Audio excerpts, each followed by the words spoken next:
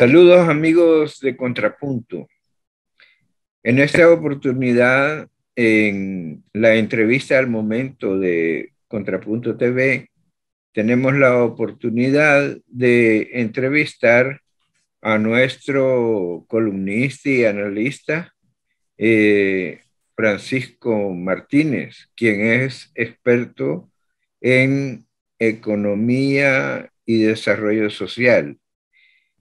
En amplio sabedor, eh, una persona que tiene una gran capacidad de análisis, eh, pese a lo joven que está, aunque el bigote ya lo denuncia, que está entrando a cierta madurez. ¿Qué tal, Francisco? Juan José, buen día. Qué bien, no, sin duda. Una gran tarea siempre mantener una valoración sobre las condiciones de la vida de las personas y del entorno.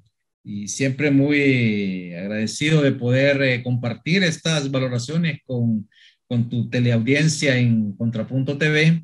Sin duda es una oportunidad en una siempre movida actividad político-social de nuestro país. Gracias, Juan José. Sí, yo quería contarte que tus columnas son muy leídas y muy apreciadas y tienen, cuando las publicamos en redes, las columnas escritas, tienen gran audiencia y arman buenos debates, la verdad.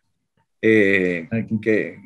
Debates de actualidad y de, pues sí, lo que la gente piensa. Hay unos que piensan de un modo, otros que piensan de otro, pero en definitiva quiere decir que han leído tus columnas, ¿verdad? Y siempre tienen un alto nivel de lectura.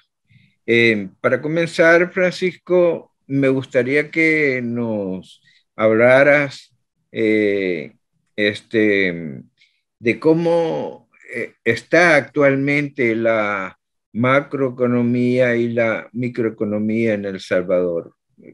Sé que es un tema muy amplio, pero me gustaría que sintetizaras tus ideas sobre esto.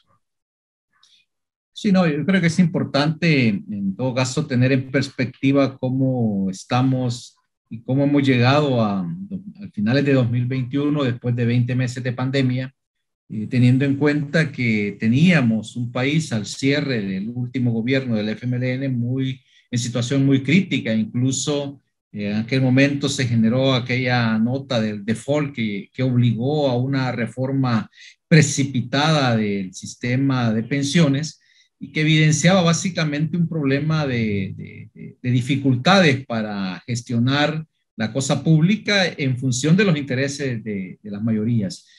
Todo eso hay que verlo en un lastre de políticas que han venido básicamente orientadas hacia el desarrollo de los negocios y no hacia la vida de las personas. Creo que esa es como la característica principal que hay que tener en cuenta. Mientras las personas no tienen en sus hogares, las familias no logran resolver los problemas de alimentación, de vivienda, de salud, de educación dignas, un pequeño grupo de personas en el país se terminan quedando con la mayor cantidad de la riqueza nacional y eso básicamente genera las condiciones de un país muy desigual que también tenía una visión de la política excluyente, que ofrecía pero no cumplía, que hizo de la corrupción y del servilismo prácticamente el estandarte para la ejecución de la actividad pública y por ello la gente terminó buscando una mejor condición de gobierno, buscando una sustitución de aquellas malas prácticas y creando una condición diferente para que al final se pudieran corregir estas distorsiones de la política y de la economía. ¿Cómo es que Ahora, esto, cómo es que eh, esto se da? Hay que tenerlo en perdona, cuenta, perdón, Juan José, hay que tener en cuenta acá este problema que se suma en un contexto global de crisis y creo que eso también para la economía nacional hay que tenerlo en cuenta. Ahora, Francisco, excelente tu reflexión inicial, pero quisiera preguntarte específicamente sobre un fenómeno que ha ocurrido en la economía salvadoreña. En los años anteriores, en los gobiernos anteriores, eh, no recuerdo en qué época pudo haber sido mayor el porcentaje de crecimiento del Producto Interno Bruto, pero por lo general se mantuvo siempre que no llegaba ni siquiera al 3%, y resulta que en este gobierno el crecimiento ha sido del 9%. Cuando hasta hace poco estábamos con menos del 0%. Entonces, ¿cómo se explica ese fenómeno en medio de una pandemia tan funesta a nivel global? Sí, no hay, digamos, una referencia inmediata que te puede hacer ver que el país ha tenido estas tasas de crecimientos. Más bien la inercia dice que hemos estado alrededor de tasas de 2,5% en promedio. Ahora, lo que va a suceder y con este crecimiento proyectado, básicamente es el efecto de lo actuado en la pandemia. Haber puesto prioritariamente la vida de las personas fue clave. Y luego incorporar medidas de política, de asistencia y de apoyo a las familias y a las empresas está mostrando ya su resultado. Entonces, aquellos 600 millones que se invirtieron para potenciar la actividad de las empresas y aquellos millones que se destinaron para paliar las necesidades de la familia, aquellos $300 que se le dieron a más de 1 millón de hogares, hoy están teniendo, digamos, el resultado como tal. Pero además hay una serie de acciones de facilitación a la actividad de las empresas que está permitiendo que esto se consolide. Ahora, el problema básicamente está en cómo sostener un crecimiento de la economía para los próximos años, que se traduzca en empleo, que se traduzca en progreso, que se traduzca en una visión de desarrollo humano sostenible para la sociedad. Y ahí está el reto para el Estado salvadoreño. No es una cosa fácil.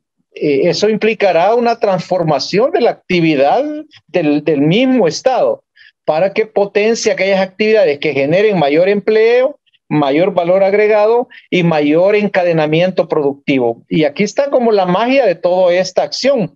Por eso cuando el gobierno te habla de que están pensando en clúster aeronáutico espaciales, clúster marino de apoyo a la navegación marina, clúster para el desarrollo de una industria del textil que es más que producir ropa, sino generar diseño, generar materias primas adecuadas, generar una industria que acompañe a toda esta visión que es básicamente un enfoque de transformación productiva.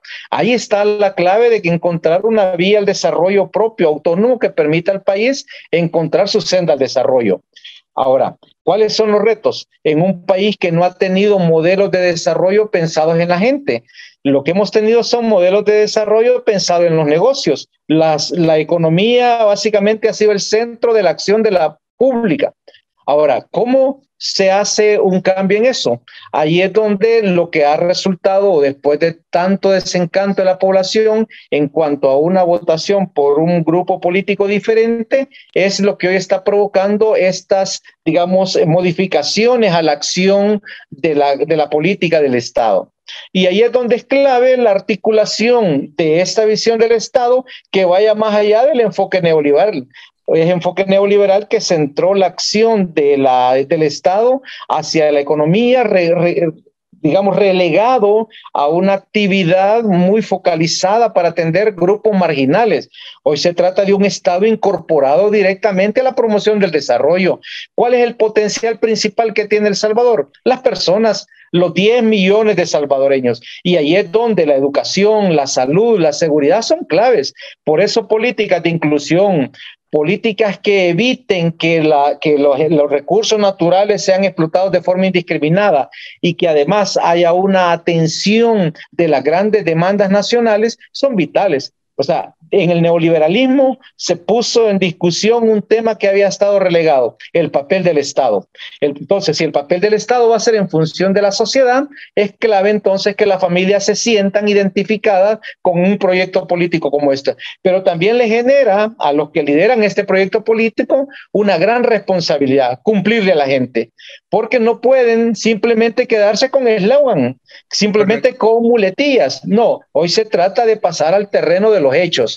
Y en el terreno de los hechos, el empleo, los ingresos y las políticas públicas sociales son claves. Correcto. Francisco, estuviéramos reflexionando con un país soñado, quizás, ¿verdad? Un país que ha tomado las riendas y el camino correcto y serio.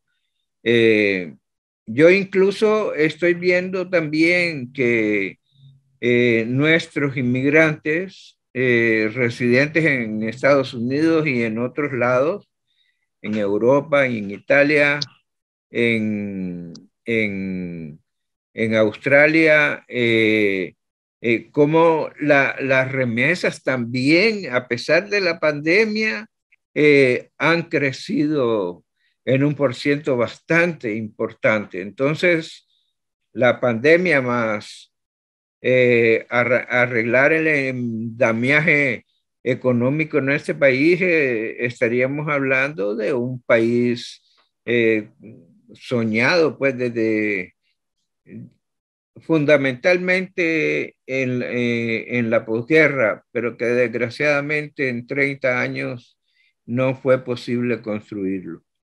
Sí, no, eso es básicamente como el resultado de una visión de los salvadoreños en el exterior de que vale la pena pensar en generar, más allá de una transferencia de recursos para el gasto, buscar espacios para promover inversiones. Yo creo que eso es lo que se está abriendo. Pero además es ver al país como un país de 10 millones, no un país de 7 millones, que son los que estamos acá. Ahora, ¿cómo hacer para que esos salvadoreños con estas transferencias no terminen en ese ciclo vicioso en donde ponen una remesa, esa remesa llega al centro comercial y retorna al país de origen porque compran muchos productos importados? Entonces aquí la política de transformación productiva es clave. Generar productos para el consumo local, y eso es generar una visión nueva de industria. Y aquella industria que sea capaz de darle productos de calidad a los salvadoreños, que es combinar esto que se hizo en los años 50, una visión de sustitución de importaciones. Ahora, en aquel momento, la sustitución de importaciones y el crecimiento económico se acompañó de represión. Esa represión, ese cierre de espacios políticos nos llevó a la guerra civil. Ese error no se puede volver a cometer. Ahora, ¿cómo hacerlo? Generando también espacios de libertad para la sociedad, haciendo que la sociedad participe. Eso implica, como bien se puede ver en los modelos europeos de bienestar social, que la gente se organice alrededor de los procesos productivos, sindicatos, empresas solidarias, comunidades activas por la defensa del consumidor. O sea, hay formas en que la sociedad debe participar para que la democracia sea algo vivo y supere este escenario que la democracia liberal básicamente ha llevado a su fracaso o a su agotamiento, en donde la gente se cansó de ir a elecciones permanentemente. La gente vio que aquella separación de poderes básicamente no le daba respuesta y que participar o tener espacios de libertad de expresión no le resolvían los problemas del empleo y los problemas de la alimentación en su mesa o los problemas de tener casa propia. Eso es básicamente lo que se debe hacer con un cambio de políticas públicas orientada en función de las personas y para el desarrollo de la sociedad. Entonces, ¿cómo enfrentas una situación tan dramática como esta del COVID-19 que evidenció que el Estado es necesario, pero que el Estado es necesario para enfrentar grandes problemas como la transición demográfica que necesitamos hacer? Porque hoy de nuestra población, 2 de cada 3 salvadoreños son menores de 30 años. Y en 2050 van a ser 2 de cada 5 los menores de 30 años. Ese cambio de responsabilidad y de necesidades es clave preverla hoy. ¿Cómo entender una necesidad de superar la brecha tecnológica que tenemos para insertarnos en la economía digital? Eso implica presupuestar recursos para que los muchachos, para que los jóvenes, para que la sociedad pueda digitalizarse. Eso implica romper el analfabetismo digital. ¿Cómo enfrentamos el tema de la violencia y la inseguridad? Con inserción, con inclusión, con cohesión social. Claro, el aparato público tiene que actuar frente a aquellos salvadoreños que han pasado ya la barrera y han caído en lo que la Sala de lo Constitucional calificó como terrorismo, acciones terroristas. El Estado debe entonces tener la capacidad y la fuerza para que se aplique la ley. Y el sistema judicial, el sistema de derecho, debe saber aplicar la ley para que no un criminal entre y por la otra puerta salga. Entonces, combatir la impunidad es clave, que la ley se aplique pareje, eso es fundamental. Y cómo enfrentar un tema que es vital para nosotros, que es el tema del cambio climático. Nuestra gran mayor parte de la población está en el corredor seco, o sea, estamos amenazados. Recién sabemos de que si una mina se activa en la zona de Guatemala, en el Trifinio, nos va a generar un impacto tremendo sobre el agua, que es vital para el desarrollo nuestro. Entonces ahí tenemos una acción clara que el Estado y la sociedad debe hacer con el acompañamiento de los privados. Y cómo enfrentar situaciones como la del COVID-19, que no va a ser la única. Ya el COVID-19 nos mostró que estas situaciones se van a repetir. Entonces, frente a eso, ¿qué necesitas? Estado fuerte, con políticas públicas orientadas a la gente. Necesitas una economía social pensada para que sea inserción activa de las personas, no para que sea apropiada en su riqueza por unos pocos. O sea, deben tributar adecuadamente los que tienen más. Y que los actores sociales, los sindicatos, las cooperativas, las comunidades, tengan una participación activa en el diseño y en el desarrollo de la actividad política y social. Ahí es clave, entonces, comprender que esto no se trata simplemente de muletillas, sino de acción viva y que el Estado tenga una opción preferencial por la gente. Correcto. Ahora te quisiera preguntar, hay un gran debate en la actualidad y parece que muy pronto vamos a tener una ley nueva de pensiones. La pasada ley la última que se publicó, recuerdo yo que algunos diputados fundamentalmente de izquierda celebraron esa ley cuando esa ley de verdad puso el problema de las pensiones de mal a peor, pues es como aquel dicho de no vamos a Guatemala, sino que a Guatepeor, con perdón de los guatemaltecos, que no, yo lo digo solo en broma, pero es así.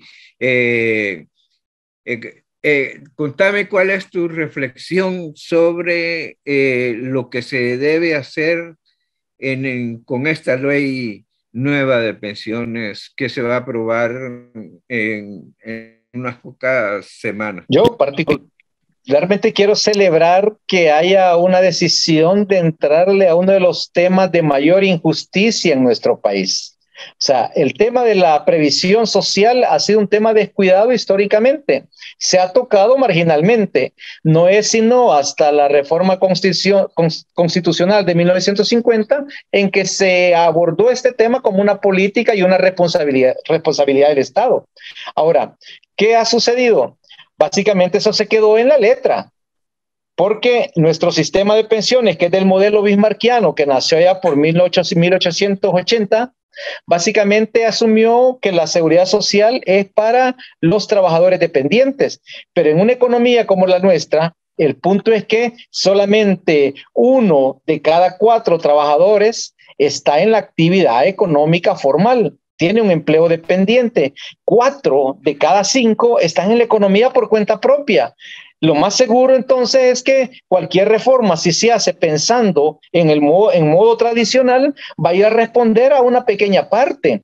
El problema es que nosotros tenemos cerca de 700,000 personas que son mayores de 60 años. De ellos, solamente como 150, 180 tienen pensión en las diferentes modalidades de pensión. Ahora, ¿cómo hacemos con los otros 450,000?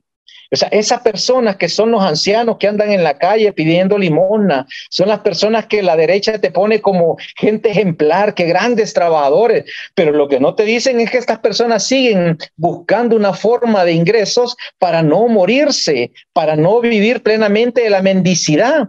Entonces, lo que necesitamos es un modelo que enfoque resultados para los trabajadores que contribuyen con sus cotizaciones y con las aportaciones de los empleadores, y pensión también para aquellos trabajadores que no han podido cotizar porque su empleo, porque su actividad laboral ha tenido que ser por cuenta propia. Eso es clave entonces entenderlo. ¿Cómo hacerlo? Simón Bolívar decía hace 200 años, el sistema de gobierno más perfecto es aquel que produce mayor suma de felicidad posible, mayor suma de seguridad social y mayor suma de estabilidad política. Este gobierno tiene la responsabilidad de asumir ese reto bolivariano. ¿Cómo hacerlo? Básicamente con 4 cosas que son claves. 1, no más AFP. Las AFP fracasaron. ¿Por qué fracasaron las AFP? Porque básicamente mintieron. Señalaron que iban a resolver un problema, que era un problema de cobertura, un problema de pensiones insuficientes y un problema de ahorro nacional. Nada de eso lo lograron. Hoy uno puede darse cuenta que desde 2008 básicamente ese modelo estaba condenado al fracaso. Por eso han venido haciéndole parches. 3 años después de que entró en vigencia en el 98, dijeron que las reservas técnicas se habían acabado y por lo tanto había que buscar forma para pagarle a los pensionados. Luego se crearon el decreto 100, el decreto 1000 no me acuerdo qué, y luego crearon el Fondo de Obligaciones Previsionales, que fue en básica realidad un sistema solidario, un sistema de reparto administrado por privados. Y entonces tú le has pagado a las AFP entre 2 y 5 millones por mes, para que te administren el cobro de la pensión. Y los trabajadores cada vez han tenido menos recursos en su cuenta individual, porque la cuenta individual obedece a los salarios que ganan y al interés que pueden ganar de la colocación de esos recursos. Ahora, como nuestro país no tiene un mercado de capitales y luego con la crisis económica de 2008-2009, las tasas de interés internacional cayeron y por eso es que en el país se pagaron tasas del 1% o menos. Entonces, ¿qué significa? Mucho del ahorro de las personas, después de tantos años, termina siendo tan exiguo que cuando se divide entre las 250 mensualidades que se calcula al ver que una persona a los 60 años va a tener 20 años más de vida, entonces cuando se divide el monto que tiene acumulado entre los 250, no le dan más de $100. Y entonces la persona con esa pensión básicamente entra en crisis, entra en una situación de ahogo, de casi ponerse en situación de muerte. Entonces, de lo que se trata es pensiones para que la gente viva, no para que la gente se muera. Ahora, ¿cómo hacerlo? Ya se vio que desde el sistema privado no se puede. Entonces, hay que ir a fortalecer un sistema público nacional que asegure, dentro de un modelo que vaya en modificación constante, asegurar una tasa de reemplazo que llegue al 70% de los últimos salarios cotizados. Eso es clave para nosotros. Eso solo lo puede hacer el Estado. Ahora, ¿qué más implica esto? Además de que, ya te dije, no más FP, una tasa de reemplazo del 70%, las pensiones mínimas no pueden ser menores a un salario mínimo. ¿Y por qué esto? Porque la mayoría de salvadoreños, hasta este momento, sus salarios promedios son de un salario y la mitad. O sea, no hay personas que tengan salarios arriba de los $600. Eso solamente lo encontrás en el Estado o en los grandes ejecutivos o en los trabajadores con titulación o los profesionales independientes. Entonces, tenéis que darle respuesta a eso. El Estado tiene aquí la gran responsabilidad de plantearse una salida progresista a un problema que los neoliberales de arena y los subordinados neoliberales del FMLN le dejaron al pueblo salvadoreño. Legislaron de espaldas al pueblo, legislaron aliados con las AFP, se aliaron con el capital para perjudicar a la sociedad salvadoreña. Hoy se trata de resolver esto. Y como este es el gobierno que ha tenido el respaldo mayoritario para corregir las cosas, entonces es a este gobierno, al gobierno del presidente Bukele, el que le toca corregir esta distorsión, corregir esta injusticia y poner este país en función de un nuevo contrato social, en donde la desigualdad sea uno de los principales temas a corregir, sea de los que vaya que erradicar de El Salvador. Y para ello se necesitan políticas públicas como una política fiscal progresiva, donde los que más tienen contribuyan más, donde se promueve el empleo, donde se promueva la educación y la salud de calidad para poder insertarnos ventajosamente a esta nueva globalidad. En esta economía digital necesitamos nuevas destrezas y esas nuevas destrezas solo se pueden desarrollar si el Estado con sus capacidades y los privados a partir de una articulación complementaria, son capaces de generar estas nuevas destrezas para que desarrollemos mente factura frente a esta nueva realidad digital y a esta economía que nos está planteando nuevas competencias. ¿Cómo no? Bueno, Francisco, excelente tu reflexión, coincido contigo, y me parece que por el tiempo se nos quedan cosas por hablar, como es el Bitcoin y las remesas familiares, ampliar cómo se pueden revertir las empresas familiares para que sean solo para engordar al comercio y no para ahorros y planes de inversión en el país. Entonces, te doy las gracias y no te vayas a molestar cuando te estemos llamando para una nueva entrevista para tocar esos temas que se nos han quedado en el aire. Te damos las gracias. Por supuesto. Te damos las gracias y esperamos que esta entrevista sirva de reflexión para todo aquel que la ha visto. Ese es nuestro propósito en Contrapunto. Gracias, Juan José. Saludos a todos. Bueno, muchas gracias a ti.